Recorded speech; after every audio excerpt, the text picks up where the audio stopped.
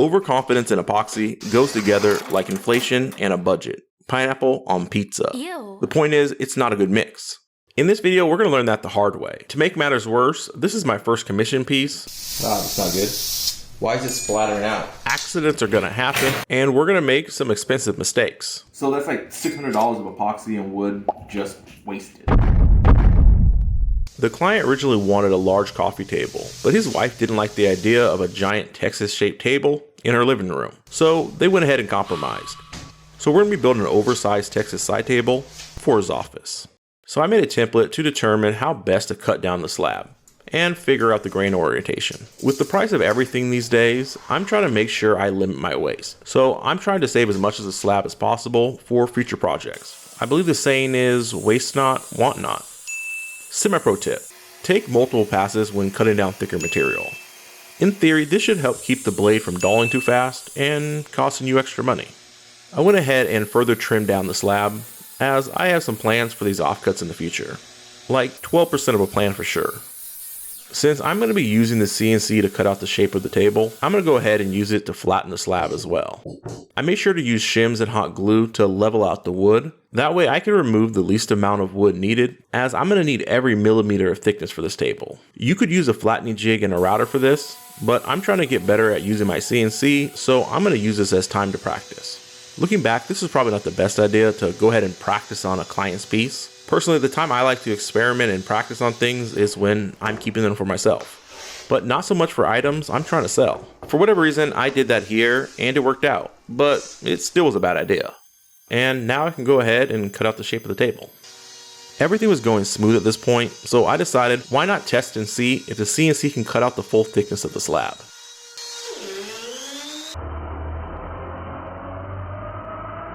Nope, clearly not. I tend to be too cavalier at times and take unnecessary risks, which is not a good thing, and I'm working on it to make sure that I don't make these type of mistakes in the future. This whole thing could have been cut out just using the template, a jigsaw, and a flush trim router bed. And looking back at my mistake, maybe that's how I should have done it. Then I could go ahead and remove the surrounding wood from the cutout, making sure to hurt myself along the way. As I'm looking at me do this, I'm asking the same question that you're probably asking right now. Why? Why? Why? This was me almost a year ago. I'm much more mature these days. At least, I hope I am. The client came over to check on my progress and to finalize the plans for the table. And he had a few additions that he wanted to make. Like that right there then? Yeah. Pretty deep. Yeah, that looks good. Oh yeah, that's perfect. I'll tell you what these are at the end of the video. Behind my hands, I was attempting to carve out a star with a box cutter. I warned the client I am not a wood carver, and he said, do your best. So that's exactly what I did. After that unexpected request, I need to fix the mistake I made earlier, which means I need to bring the slab back to the CNC. Which then leads to everybody's favorite part of woodworking, sanding. Spoiler for the next section. This wood is going to be covered in epoxy. I know for some of you that is an abomination, but on the right side, this means I won't have to do much sanding. You serious? That is actually what I thought at the time. Even though this was a year ago, I remember thinking this. Now looking back on it, we'll get there. When you're making a mold for your epoxy, always cover it in tape versus using mold release. I prefer tuck tape. This is the hill that I am willing to die on. Well, not literally. You can use mold release if you want to. It's not going to bother me. Just do me a solid. When that one time comes that your epoxy is stuck to your mold and you're spending hours getting it off, remember me. We make sure to clean and dust the slab and the mold, and then added these little blockings to help hold down the slab to prevent it from floating in the epoxy. We're going to do something with this table that I've never done before. I'm going to do 2 epoxy pours over the course of 2 phases. In the end, we're actually going to end up doing 6 layers of epoxy. You'll see why. More on that later. I've learned when you're planning on coloring your epoxy, mix it without the color first, as it's a lot harder to tell that something's wrong in jet black epoxy. If it looks like I'm mixing up way too much epoxy for this one project, that's because I am. I'm actually doing 2 different pours for 2 different projects at the same time. Semi-pro tip. When you're trying to do something for the first time, don't double up on it. Make sure you get your mistakes out the way with the first try and then learn from it. don't double up on your foolishness like I did. Once we had the epoxy molds filled about halfway, we could go ahead and deal with the bubbles on the epoxy surface. You remember those holes that I drilled earlier? I'm going to use a syringe to try and avoid any overspill when filling the holes. Try being the key word there. One thing I didn't account for or even realize could happen is upward bleeding of the epoxy through any cracks in the wood. Thankfully, once the epoxy was cured, it sanded off easily, so that's one problem I was able to avoid with this project. For the star area I carved out, I purposely didn't fill the epoxy void completely. That way I could come back with a mixture of clear CA glue and black CA glue to fill the rest of the void. This is to avoid any possible wood staining, as that would be a pain to deal with. And believe me, I have firsthand experience. In order to ensure that the second layer of epoxy actually bonds to the first, we're going to need to sand it, as this will create a mechanical bond and hold the two pieces of epoxy together. For the second phase of the epoxy pour, we're going to use some uncolored epoxy, or commonly known as clear. Before we pour the epoxy, the client wanted us to add a Lone Star to this table. I realize now that I don't know if I can consider this a Lone Star, but we'll still call it that, because words are just made up anyways. Now, we can officially start Phase 2, which includes my favorite Marvel superhero movie, Captain America: Winter Soldier. So you may be asking yourself a few questions right now. One, why does that epoxy look so gray? Well, those are air bubbles, and they kind of go away. At the moment of pouring the epoxy though, this did have me worried, but not as worried as I should have been. Let's talk about what I should have done before I get into my excuses. I mean, the reasons why I did what I did. One, I should have popped all the air bubbles in the bucket before pouring the epoxy onto the wood. If I wasn't going to do that, I should have at least sealed the wood before I dumped a bunch of epoxy on it that had air bubbles trapped in it. So here was my thinking. I was going to pour the epoxy early enough in the day that would allow me to monitor it all day long and pop any bubble that came up. And that did happen technically, if you consider 8 p.m. early in the day. That meant that we had to stay up until 3 a.m. in the morning popping bubbles before we gave up for the night, or morning, one of them. At 3 a.m., tensions started to run high. We don't have to use it.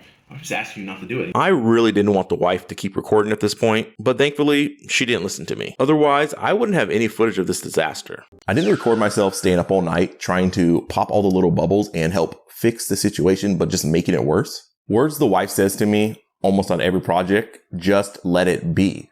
But the problem is here, I'm not a just let it be type of person. For the next 12 hours or so, I was doing anything but looking at the mess that I've created, as the epoxy at this point was going to do what it wants to do.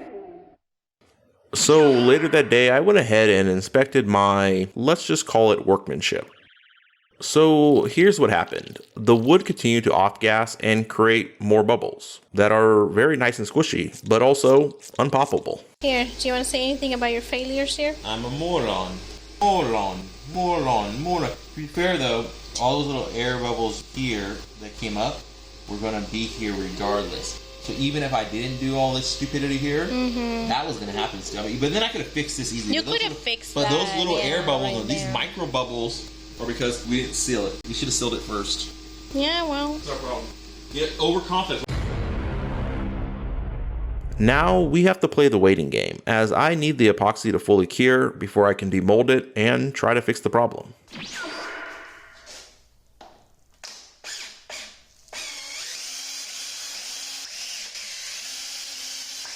It's always very satisfying to pop the epoxy out of the mold. It's not always the quickest, but it didn't stick to the mold, and that's the most important part. I'm also being more careful here than I would normally be, as I know I'm going to have to reuse this mold, so I'm trying not to destroy it too much. I've heard being a good woodworker doesn't mean mistakes won't happen, but it's about overcoming those mistakes. And in my case, especially when you're taking foolish risks, probably better not to add on to your mistakes with foolishness. To try to fix this, my plan is to remove about 1/4 of an inch of epoxy to see if that will do the trick. But once that was done, I could go ahead and lose my mind for a little bit. Definitely have like 1/8 of an inch left. I'm pretty sure that material, that thing's 1/4 of an inch, so this is definitely losing it. So if I go one more down, maybe I can start sanding everything then afterwards. And if you didn't quite understand that, let me translate it for you. Basically, I need to go back to the wood and start over. At this point, that's pretty much the only fix I got. I could have used my Dremel and grind out some holes to make the air bubbles bigger and re-pour, but that was going to take way too long. So that right there is about $200 of wasted epoxy. And that doesn't even include the cost of my time, which I'm not going to even try to figure out. The only thing I can do from this is learn and move forward. I can't change it. There's no amount of woulda, coulda, shouldas that I can wish for that's going to change the fact that I just messed up. Here, I'm showing my growth as a woodworker. I went ahead and brushed on a layer of epoxy to seal the wood. Then waited a few days for it to cure. Then I could turn around and sand right through that coat. We'll just call this another opportunity for me to learn from. I went ahead and applied another layer of epoxy and then sanded that layer, but not through it this time. We could go ahead and clean off the surface of the epoxy again. Then I could fix the mold, clean the mold, add more caulking, and screw everything together again. But before we forget, we also need to add that Lone Star back on. And then we play the waiting game again for another 24 hours. So this is going to be the last deep pour we need to do that I'm mixing up right now. And this will complete our 5th layer of epoxy. You might be thinking, I thought you said 6 layers. Oh, just you wait.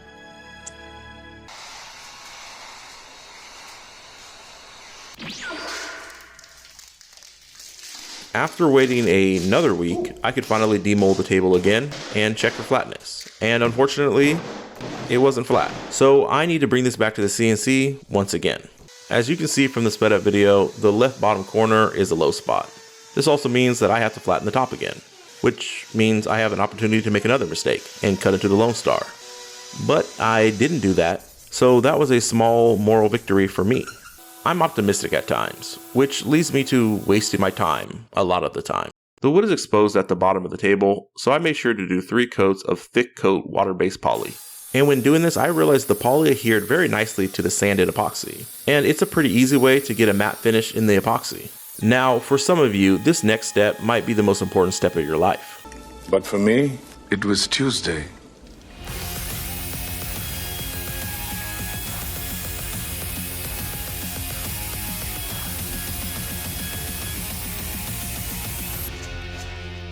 I don't know what it is about a roundover, but I love it. I love it so much. Now we get to sand all the way up to 240 grit, as I have a great idea for a possible quick and easy epoxy finish to get a high gloss look that the client wants. At the time of doing this, that was my thinking, but do you honestly think it's going to be that way? So here's my plan. I'm going to use a spray can glossy lacquer to finish this table, trying to avoid doing what I actually know I need to do to finish this project. This is a bad idea. Ah, that's not good. Why is it splattering out? This isn't working like I thought. This isn't gonna work. I'm going to try it let dry so nothing's not going on at all. One more and you should stop. It's definitely not working. Just let it dry. We'll see how it comes back. Okay. No, we're kind of in trouble. We might have to do epoxy, which I don't want to do. So it was a failure. Shocking, I know.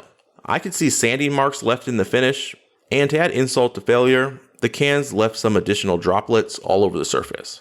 So that also didn't help. Sometimes I try to take shortcuts, which end up costing me time that I don't have to waste. I decided to do a flood coat of tabletop epoxy with the hope that after this I would be done. This last layer of epoxy turned out to be not needed. I'm getting ahead of myself.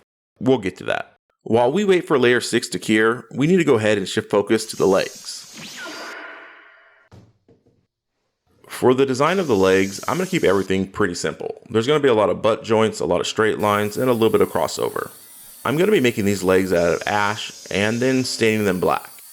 Again, keep in mind that this was over a year ago at this point, and back then I was not putting a focus on safety or cleaning up my shop as I go. So some of the things you see here that I'm doing is not the safest, and I've changed. I think I've said that a lot in this video. The joinery that I use for these legs is pocket holes. I thought about doing dowels, but you won't be able to see the pocket holes in this project, so I just went with pocket holes. Also, with all the issues that I was having with the tabletop, I needed an easy win. I forgot to charge the drill batteries, so I had to pull out my rusty trusty corded DeWalt drill.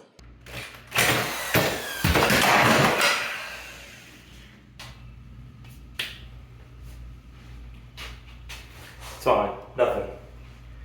Just bruised. So after that, I went ahead and waited for the drill battery to charge. So you shouldn't drill towards your body, or in this case, screw towards your body, but clearly I didn't just learn from the lesson that I just taught myself. Again, this was me over a year ago. I like to think I'm safer now.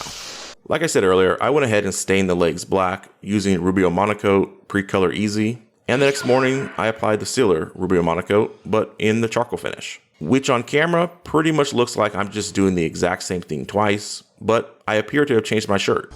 You're just gonna have to trust me here that these were 2 different days and I didn't just change my shirt out to film the same scene pretty much twice. I don't know what you've been told, but almost is not always good enough, especially when it comes to epoxy. There were a few contaminants left on the surface of the table that I need to deal with. So now I have to do something that I was really hoping to avoid. So the thing that I was attempting to avoid doing was wet sanding and polishing. I kind of knew I was always going to have to do this as the client wanted a high gloss finish. But I was really hoping to avoid this, and looking back at this now, that was really foolish on my part, as this is pretty much the only way that I was going to be able to get this done. So after all the sanding and polishing that I did, what do you think my results were? If you say anything other than terrible, you would be wrong. But thank you also for believing in me. So I wouldn't say that I suck at finishing or that I'm very good at it. But I would say it takes me at least 3 times to get it right. So I went ahead and resanded at 240, 400, 800, wet sanded at 1200 and 2000 grit, but then pretty much got the same results. Tried to sand it by hand and that didn't go well at all. And I'm pretty sure I sanded some other time in between there. I kind of forgot because I started getting frustrated at this point. And once I polished everything up again, I noticed that there was these little spots everywhere because I unfortunately sanded through that flood coat I did earlier. So I needed to go back down grits to 800, 80. And then I could sand back at 120, 180, 220, 320, 400, 600, 800. Then switch to a bowling ball sanders at 500, 1000, 2000, 3000, 4000. And the results were passable at best. After all of my ill-advised attempts to try to shortcut the finishing process, it really did all come down to using the wrong polisher and the wrong polish. I was using this polish because it was cheaper, but in the end, I ended up spending way more money, wasting tons of material, and more importantly, my time, all because I was looking for shortcuts and trying to be cheap. It's like that saying, it's only failure if you don't learn from it, but also if you don't finish the project, because it definitely would be a failure as well. To finish this project, I went ahead and bought some total boat polish and a variable speed polisher. It was really as simple as getting the right tool for the right job. Such a simple concept that somehow I couldn't comprehend. Or you could say that maybe I avoided it looking for a cheaper way. Yeah, tomatoes, tomato. Thankfully, this did the trick and the top is done. To attach the tabletop, I'm going to be using pocket hole screws. I made sure to attach them only where the wood is to avoid the epoxy. I also drilled the holes oversized for any possible wood movement in the future. Now, if I was doing this today, I wouldn't have used pocket hole screws. I would have done something like threaded inserts and some bolts. So in the end, did it come out perfectly? No, probably not, but things rarely do. So sometimes it's about the journey, but really it's about doing your best with what you got and making something that you're proud of, but more importantly, that the client likes. Don't worry, I didn't forget what I said sometime earlier in the video. Those holes that I drilled for the client, they represent Dallas, San Antonio, and Houston. And the hand-carved star, that's the capital of Texas, Austin. I'm Joseph with 5 Duck Studio. Hope to see you next time. Wouldn't be the same without you.